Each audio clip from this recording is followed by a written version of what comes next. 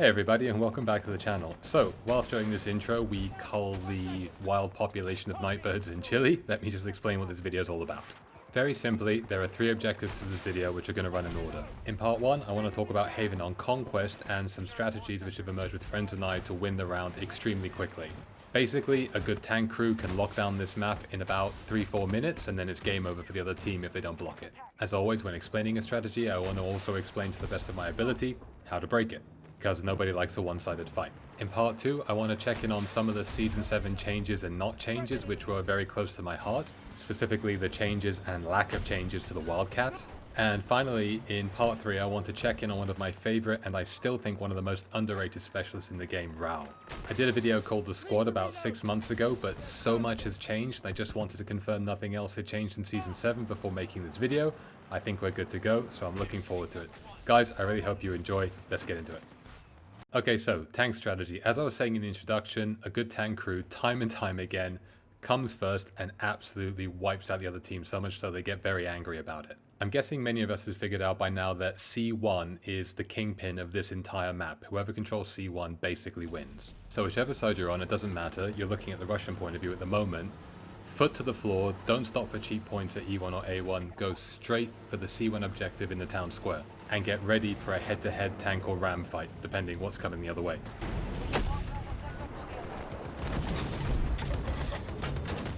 Remember, when the green light is on, that means active protection is up. Don't waste your shots. They came from the front!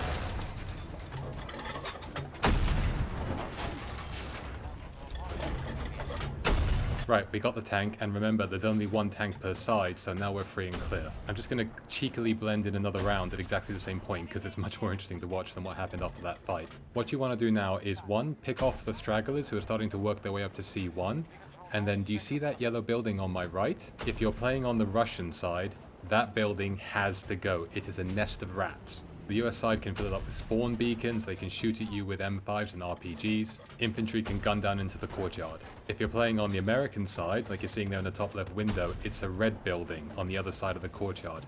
You must open them up as quickly as you can to stop yourself getting camped if you lose C1. And with that, we've taken the center of the map. Now, before we move on to phase 2, let's just imagine I'd have gone somewhere else first and arrived late. They've already taken the courtyard. Let's see how this plays out.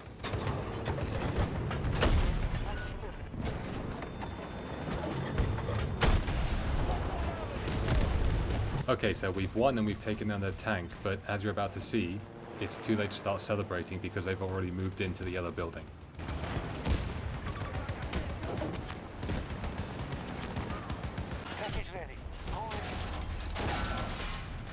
The engineer rockets rain down, push me out, and now we're on the back foot. This is exactly where you don't want to be. So for phase 2, I'm going to change over to the US side just to see a different point of view. It really makes no difference which side you're on. Once you've taken the central square, throw it into reverse, do not drive forward, you're going to go straight into their entire army, and then go around and take one of the side objectives. Depending on where the other team's tank went, there may or may not be a tank to fight against. So if you're an engineer, it's always a good idea to roll with your tank and be prepared to back them up. Equally, if you don't find there's anyone there to challenge you, start working on the buildings, opening them up, so if anybody pops in there, you'll be able to take them out.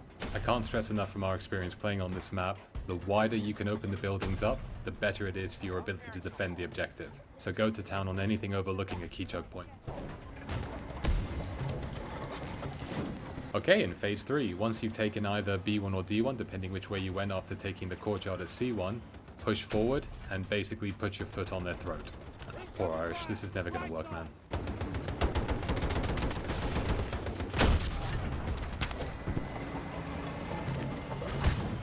So I just quickly swapped seats with my friends so I could get some slightly different footage. You then basically want to pin them into their spawn because this map, in my opinion, is quite poorly designed. And once you've got, as I said, your foot on their throat, there is really no way out for them. The mortar is absolutely fantastic to have on your weapon station. You can pound the buildings to absolute dust, you can shoot straight over any obstructions. It's very, very good at suppressing infantry, and despite the nerfs it's had, it's actually not too bad at fighting against vehicles as well. At least it'll do some damage. But yeah, all you have to do from this point is hold your ground because the sector advantage is just going to bleed the other team to death. I've only been playing Season 7 for about 3 nights. There's less than 10 hours I've played on this map, but I cannot recall how many times we've won by doing this exact same strategy. and one in a matter of minutes. Once that bleed starts working, the other team is over. You can see the enemy tank at the bottom of the road trying to get into the fight, but there's nothing they can do, they're done. So whilst this inevitable conclusion plays out, in the next section what I'd like to do is talk about how we break out of this. Particularly if you're unable to capture C1 at the beginning, or your tank crew made some interesting choices and they're dead in the ground. So imagine a scenario now like you're about to see play out, where you have to go and take C1 on foot. It is hard. There are more angles that can possibly be counted to get shot at, because you actually have to go down into the courtyard to initiate the capture. Standing on the balcony and terraces around the perimeter does not count. As you can see, there's the yellow house, there's the red house that we were talking about a moment ago, and there's surprisingly little cover to be found.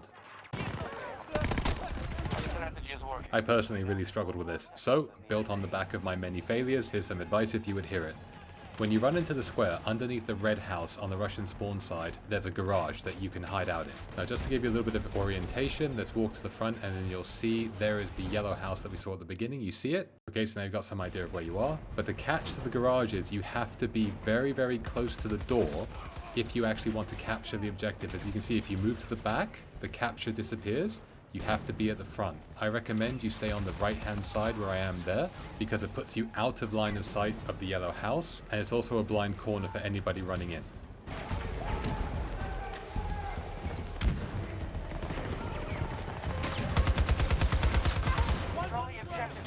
Another good place to be, if you happen to be closer to it, or you just want to spread out your risk and not all congregate in one place where a well-placed tank shell could take you all out in one shot, is to the northern wall of the courtyard. So here's a relatively quiet moment. You can see that there's a doorway and then a block of something there that's providing cover from the yellow house, which is on my right-hand side. You've also got a good degree of frontal cover if anyone comes in from the US spawn side. Okay, let's take a look at how it plays out in a slightly spicier scenario.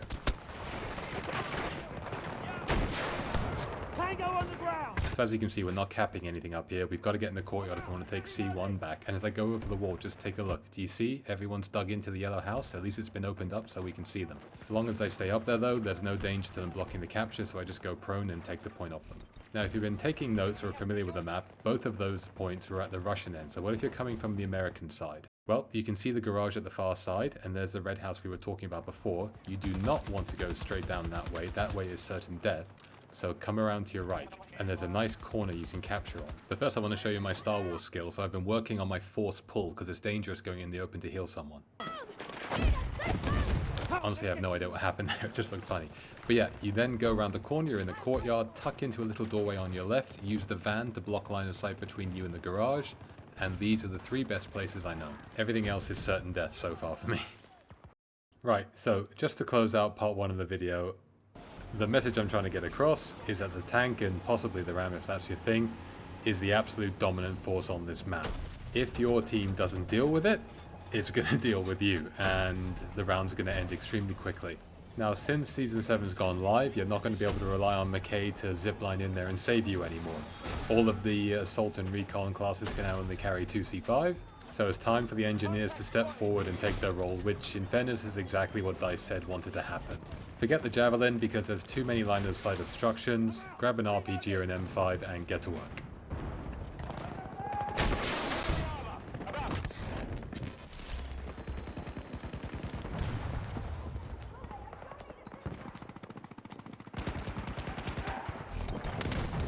We have majority control of the sector. Sector Echo has been conquered by our forces. The moment you see the tank on the minimap, jump in there, take your shot, blow it up as fast as you possibly can. Super! Not bad at all.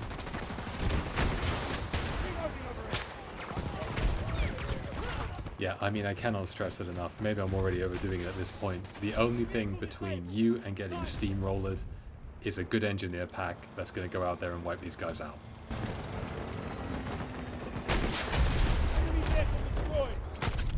Well, that was a truly horrific way to die, but at least we got the tank before we went down. As for the TOR, at the moment, I'm not really feeling it. I reserve the right to be proven wrong, but I think you're better off with the main battle tank. And for anybody who's new, remember, jump on the back if you're playing engineer and go prone so you get a bit of protection and you can repair on the go. The more you can do to service your tanks in this map, the better. Okay, so the last thing I'm just going to say is remember with this map, much of the environment is destructible. It's kind of interesting which walls are and aren't. I'm still figuring that out. But if you see somebody who's taking shelter inside of a hut, you can blow them out with a well-placed explosive. Here's a couple examples just to make the point.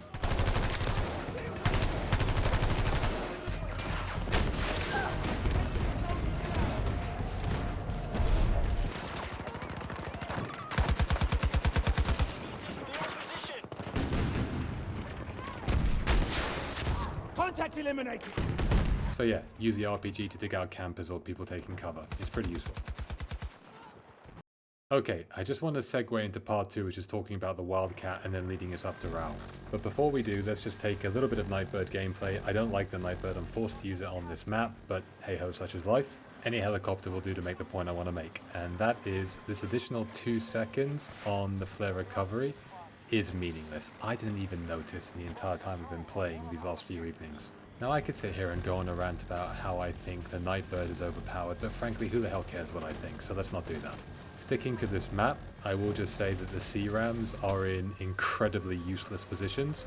The only pilot I've ever managed to catch out was one who was totally dreaming and just drifted way off the map. And I'm really surprised we're going into Season 7 without any meaningful changes having been made to air power across the board. Again, I'm not singling out the Nightbird with that.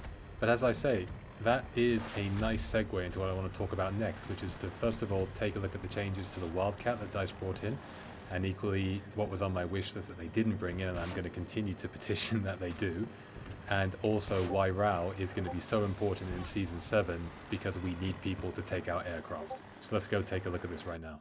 Okay, so if you didn't catch it in the torrent of news that was coming out, the Wildcat has had its default cannon, which I assume means the 25 and 35mm cannons respectively, nerfed in the sense that their range has been reduced by 21.5%. So one of my absolute priorities this week was to get in the Wildcat as soon as possible, like you're seeing here, and try to determine, does this make any meaningful impact on my gameplay? And I'm really pleased to say that actually, no, not really.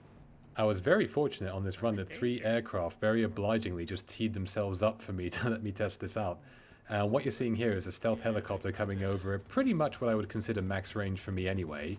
And honestly, I really can't perceive too much of a difference between Season 7 and Season 6 as to how difficult it is to take them down.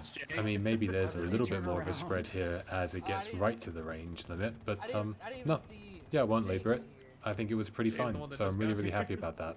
But here's what I'm really unhappy about.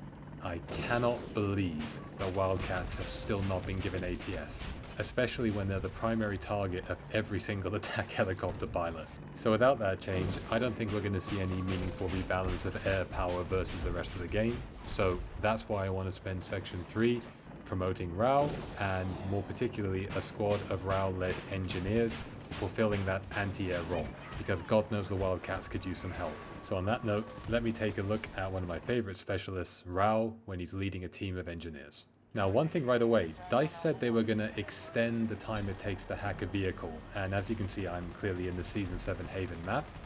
I can't see a blind bit of difference. If they've changed it, it's very subtle. That said, Rao has changed massively since I did part 1 6 months ago of the squad, so it's time to completely update the guidance. So if you don't know and you're seeing this for the first time, Rao can lock onto targets that allow unguided missiles to become guided. It can do that by hacking and or by marking them with a soft land. Hacked. Good. But did you notice the problem there? The lock-on reticule did not appear on the Nightbird even after being hacked. The only way you know is because of the animation of the engine fire to let you know it's been hacked, or if your friend tells you so. So yeah, if I wasn't anticipating the hack, I would have no idea that that lock was there. Equally, hacking an aircraft no longer blocks the ability for it to use a cooldown, so it can still flare and escape, and it can use its weapons. So you may need to hack it twice before you finally get it. Okay, hacked. Let's go! So yeah, it's quite a bit harder than it was 6 months ago when I made that first video. The trade-off, however, is that when you hack a vehicle, they get very sluggish controls, critical damage status, which can cause some pilots a few problems.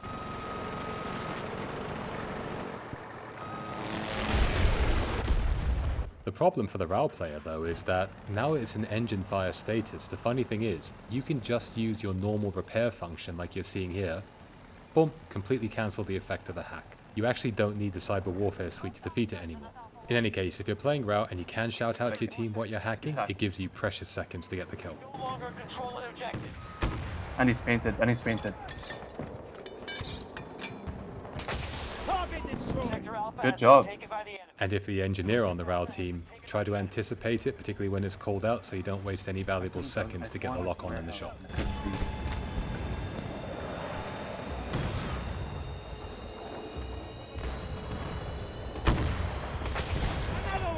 Or get impatient and just shoot it down yourself either way. So just for completion, for new players, if you see a stealth helicopter, you can't lock it with a soft lam, you have to hack it to make it vulnerable and targetable. Tapping our reserves. No need for alarm. Got him. Good job, man. Did you see how quickly Doom was on that shot? It's because we were communicating and he was expecting it. But yeah, once you've hacked an aircraft and once they fire their flares, just keep in mind, it's 7 seconds until you'll be able to reacquire a soft lam lock and take them out with the second blow.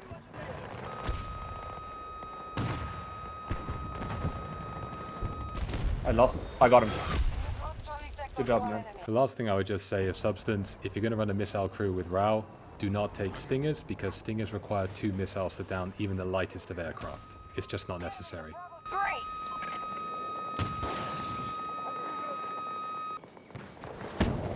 Okay, it's time to finish up by showing you what a missile crew can do. We've got 1 Rao and 3 engineers all looking for the aircraft. I'll introduce these guys at the end. They're an awful lot of fun to play with, but for now, just know that we were getting annoyed by helicopters and we decided that we were going to deal with it. Oh, Little Bird's back at our base. I'll spawn there and see what I can do. Yep.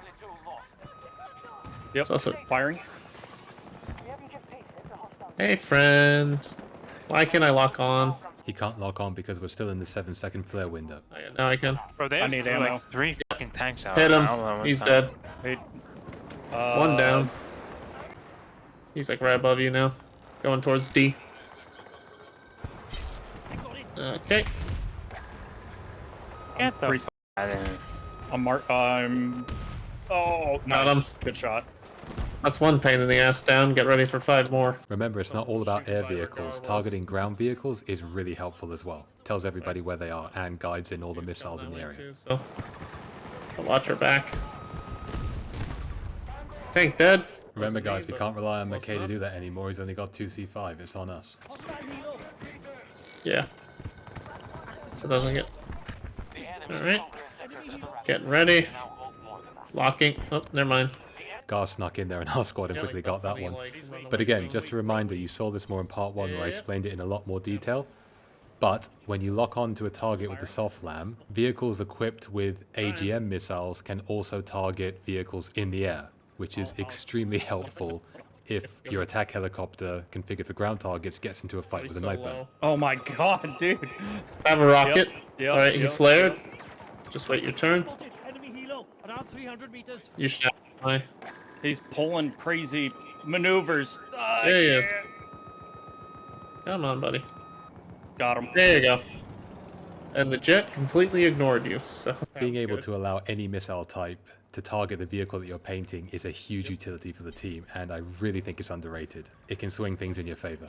But yeah, at the end of that little exchange, we Damn, got I 2 missed Nightbirds, completely. 3 stealth Nice one, helicopters, and a tank. So hopefully you guys see the value in it and how fun it was. So just quickly, if you'll indulge me, I said I'd introduce these guys a little bit at the end of the video, and I'm doing this because I really, really like them, and I want to promote as much squad-placed gameplay as possible. The UWS guys are a US-centric, but with people playing from Europe and people like myself playing from Asia as well, group of gamers who really enjoy Battlefield. They love squadding up, they were very welcoming of me, and it's made my game nights a lot better, and that is basically the introduction done. So if you're out there watching this video thinking you would like to give some of this a try, but you don't have anyone to play with, this is an option for you to go check out. I hope you do. Either way, have a great time, guys, and hope you get your squad's gameplay in. Battlefield's infinitely more fun when you're playing with people who are cool to hang out with. So that's it. If you made it all the way to the end, thank you very much as always. I really hope you enjoyed the video, enjoyed the gameplay. Happy Season 7. Have a great one. Do let me know in the comments if you found this useful or if there's anything that I missed. Otherwise, I'll see you in the next video. Alright, take care. Have a good weekend. Bye-bye, guys.